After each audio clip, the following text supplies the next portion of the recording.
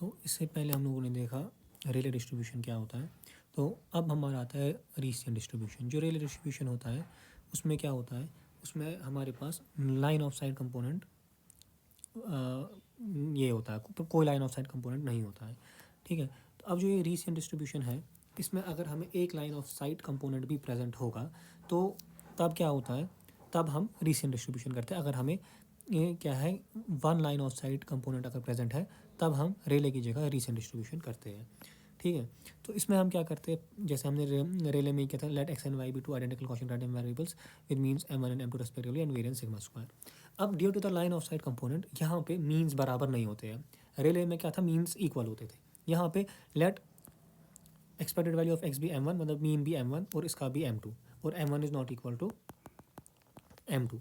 और हमें पता है सिग्मा किसके बराबर होता है, expected value of x minus mean of x का होल स्क्वायर।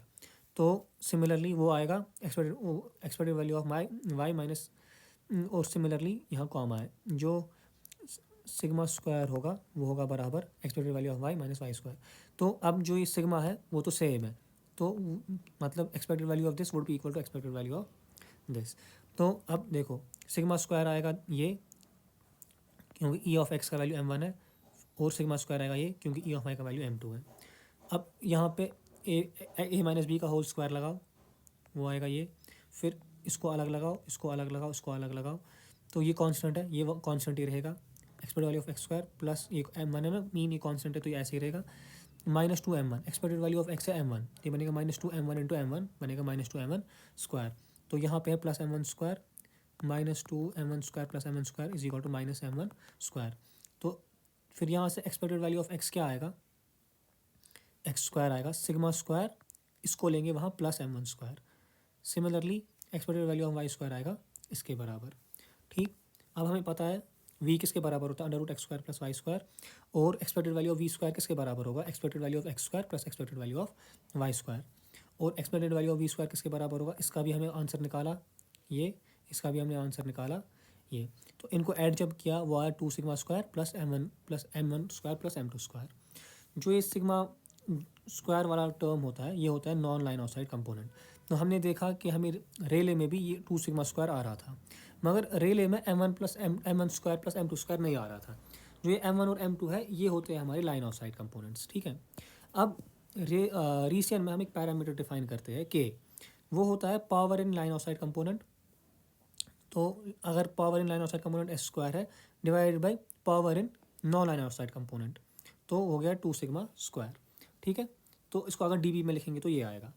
देखो अब इसने यहाँ पे m1 square plus m2 square को सीधे एस स्क्वायर बोला है। ठीक है, और एस स्क्वायर क्या है, m1 square plus m2 square.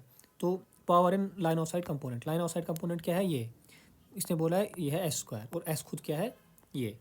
ठीक है, तो अब यहाँ पे एक स्पेशल केस आता है, अगर एस ज़ीरो है तो एस स्क्वायर किसके बराबर है, m1 square plus m2 square. अगर एस ज़ीरो है, ठीक है, तो यहाँ स्क्वायर है, अगर एस ज़ीरो है, zero is equal to m1 square plus m2 square. If the sum of two square is equal to zero, ये प्रॉपर्टी है स्क्वायर की, then both the numbers are zero. ये भी ज़ीरो होगा, ये भी ज़ीरो होगा, क्योंकि जो स्क्वायर नंबर है ये कभी नेगेटिव हो ही नहीं सकता है। अगर हम कभी दो नंबर्स को ऐड करेंगे और उनमें से कोई नंबर नेगेटिव है ही नहीं, वो कभी जीरो नहीं आएगा अनलेस एंड अनटिल ये दोनों जीरो नहीं होंगे। इसका मतलब m1 भी जीरो होना चाहिए, m2 भी जीरो होना चाहिए। अगर m1 भी जीरो है, m2 भी जीरो है, ये term line of sight component ही खत्म हो जाएगा ना, तो बचेगा क्या वहाँ, वहाँ मुझे रेले डिस्ट्रीब्यूशन मिलेगा। तो जो रेले डिस्ट्रीब्यूशन है वो स्पेशल केस है रीसियन डिस्ट्रीब्यूशन का। तो हैंस वी कंक्लूड जो रेले है वो स्पेशल केस है रीसियन का। तो अगर रीसियन में m1 और m2 जीरो है मुझे रेले मिलेगा। तो यही क्वेश्चन लास्ट इस साल एग्ज़ाम में आया था कि कैसे रेले का पीडीएफ डिराइव करो और कैसे रीसियन और रिले आपस में रिलेटेड है। तो वो ऐसे रिलेटेड है। ठीक है, फिर यहाँ पे रीसियन का पीडीएफ देखिए, ये इस पीडीएफ में अगर हम एस को ज़ीरो करेंगे हमें मिलेगा रेले, तो ये हम प्रूव करते हैं। ठीक है, तो ये था हमारा रीसियन डिस्ट्रीब्यूशन और रेले डिस्ट्रीब्यूशन। ठीक है, ये इसकी डेराइवेशन जो है ये आप लोग अच्छे से करेंगे, लास्ट 2 साल से पेपर में आ रही है, और इस साल पेपर में रेले और रीसियन दोनों आया था कि, और इसकी प्रॉपर्टीज़ भी 4 प्रॉपर्टीज़ याद रखनी है, और उसके बाद प्रूव करना है कि जो रेले है वो स्पेशल केस ऑफ रीसियन है। ठीक है, देखा आप लोगों ने वो कैसे हमने किया। तो अब ये हमारे 3 टॉपिक हो गए। अब हमारा टॉपिक जो पेंडिंग है वो है FDMA, TDMA, ये हम नेक्स्ट वीडियो में देखेंगे।